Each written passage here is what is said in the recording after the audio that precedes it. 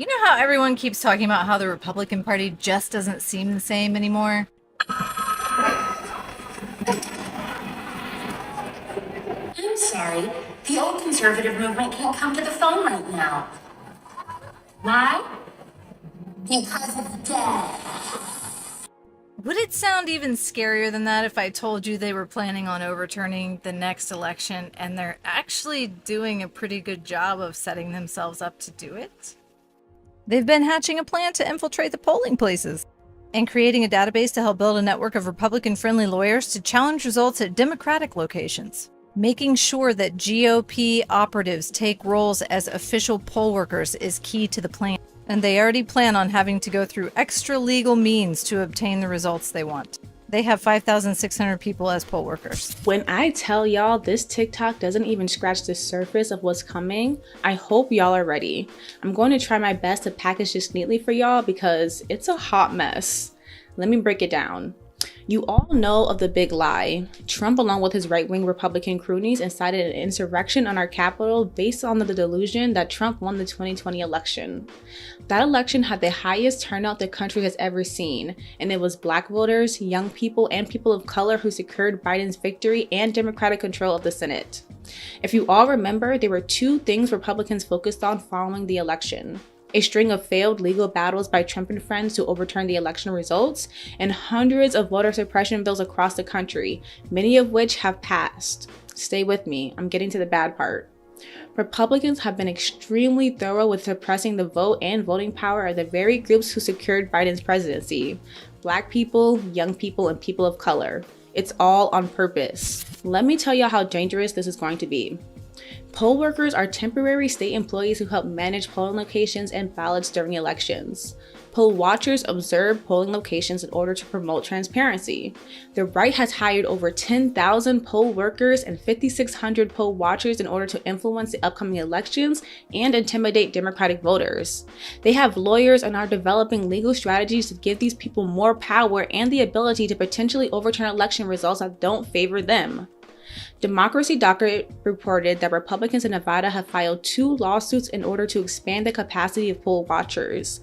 One of the abilities being able to inspect a voter's ballot. The lawsuits failed, but Republicans in other states have been successful, and they are only getting better at planning. They have the support of the Supreme Court and Trump-picked judges across the country. A war is coming against our democracy. I see a civil war coming. I do.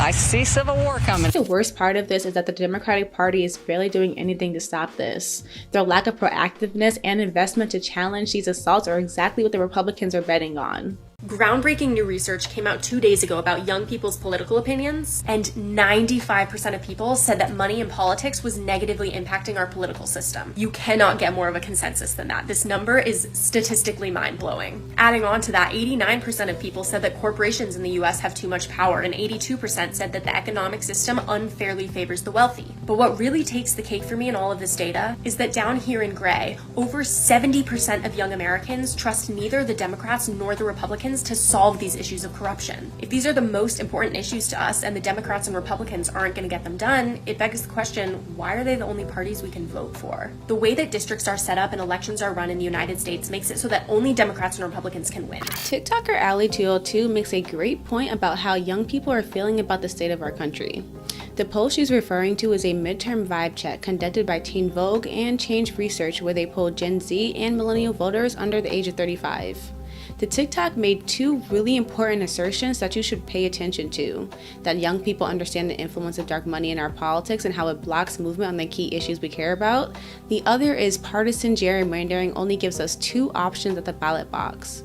I'm going to add another point here before I tie all of this into a neat bowl for y'all, which is the increasing amount of voter suppression we see happening across the country.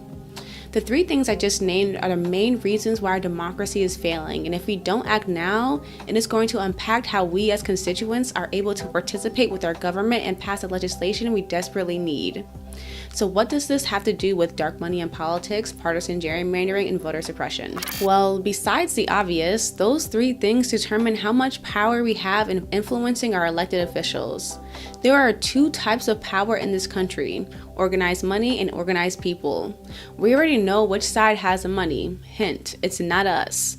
So what we, and more specifically young people, rely on is organizing ourselves, the people, to gain the power we need in order to change things.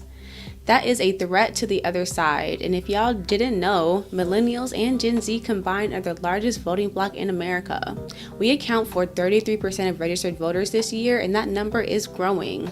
Pair that with the raised awareness of political corruption and the mistrust of both Democrats and Republicans, and you have the perfect voter base to help transform this country away from prioritizing profit to focusing on the needs of people. And trust me, this is a hard battle to fight. You all already know I'm a youth organizer with Unpack, an organization of young people and students who are organizing to fix our broken democracy. Last December and this past January, we held 2 hunger strikes in support of the Freedom to Vote John R. Lewis Act, the most comprehensive democracy reform bill we would have seen in our lifetimes.